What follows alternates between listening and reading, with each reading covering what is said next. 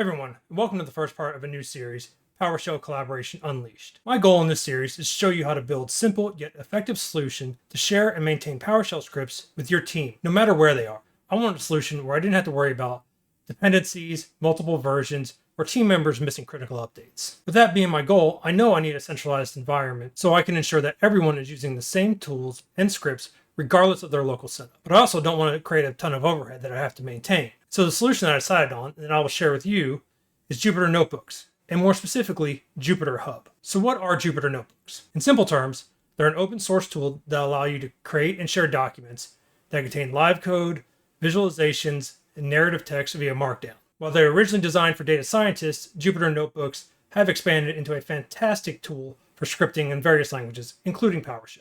So let's take a look real quick at an actual Jupyter Notebook. Here we can see one that I have running in Visual Studio Code. It's a mixture of Markdown and PowerShell, and I can run this and it will execute the PowerShell in here. So I've returned back my top 10 processes by CPU usage. I can easily add some new content, like adding some new Markdown,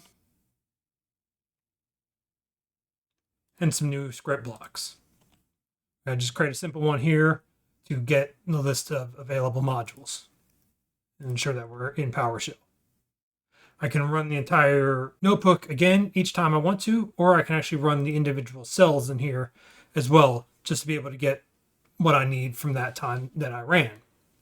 As you can see, this is running on my local machine in VS Code. Notebooks have the ability to add variables. You can pass values between code blocks. All in all, they're a great way to easily provide code snippets and documentation to your team. Now, these notebooks are great, but they are running on my local machine.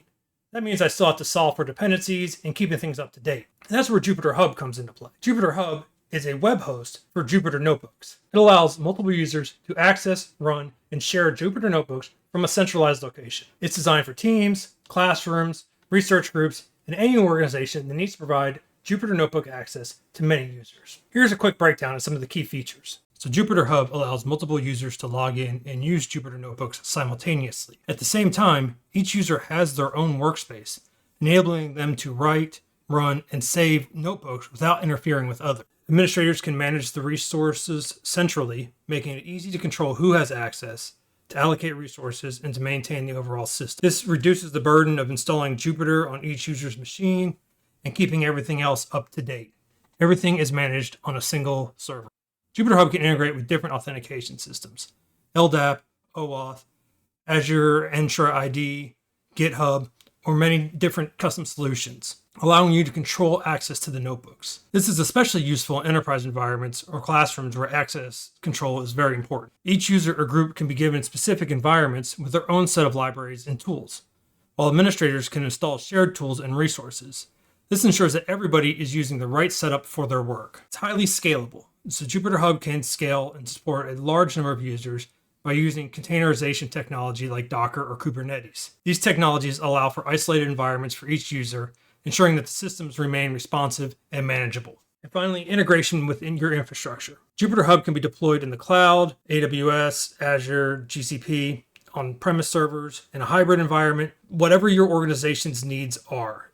It can run and it can talk to other things in there. It makes it highly adaptable to different use cases. In other words, they're perfect for remote collaboration because they allow you to easily share your scripts in an interactive way. Your team members can run your code, see the output, and even make updates all within the same notebook. Now, let's hop back over to our notebook example, except this time we're going to look at JupyterHub. JupyterHub, as I mentioned, runs in the web. So I can go ahead and connect in here. And it's spawning an environment specifically for me. I can see I have the same exact notebook that I had in VS Code up here in JupyterHub. I go ahead and run this, and I can see that it's actually returning the processes and the modules that are on the server, the backend server here. The great thing about this is that I know if I install a module here, everybody that logs into this JupyterHub is going to have the same version of that module. So no more issues where module gets updated on one system and not on another. I don't have to save these notebook files and send them off somewhere.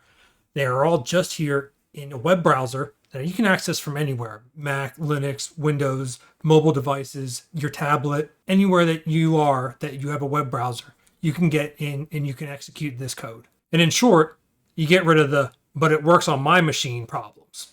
Now, I know I may have lost a few of you a moment ago when I used the words Docker and Kubernetes. Well, fortunately for you, they're not required. While containers are great for certain scenarios, I want to keep things simple for this series and for myself. So we're going to use a solution that works on a single server without overcomplicating things. And that's where the Littlest JupyterHub comes in. The Littlest JupyterHub is a lightweight version of JupyterHub that makes it easy to set up and manage Jupyter Notebooks on a single server. It's perfect for a team who just wants to share some scripts with each other. Unless you're working with big data or AI models, the Littlest JupyterHub will work just fine for you. What I love about the Littlest JupyterHub is that it's just straightforward. You don't need a massive infrastructure to get started. As long as you have a server running Debian 11 or Ubuntu 20 or later, you're ready to go. To get started and to follow along with the other videos in this series, I recommend using Ubuntu 24, as that's the OS that I will be using.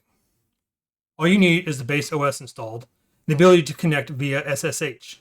You can run it in your local virtualization environment or in the cloud. It doesn't make much difference. However, these videos will go beyond the proof of concept phase and will show you how to make a collaborative environment that you can start using with your team right away. We'll cover things like authentication, permissions, SSL, and certificates. However, since there are many different networking scenarios, I will not be able to cover them all. So I'll leave it up to you on how you need to expose the server to your team. But I will cover some common scenarios like using Azure or AWS in optional videos in this series.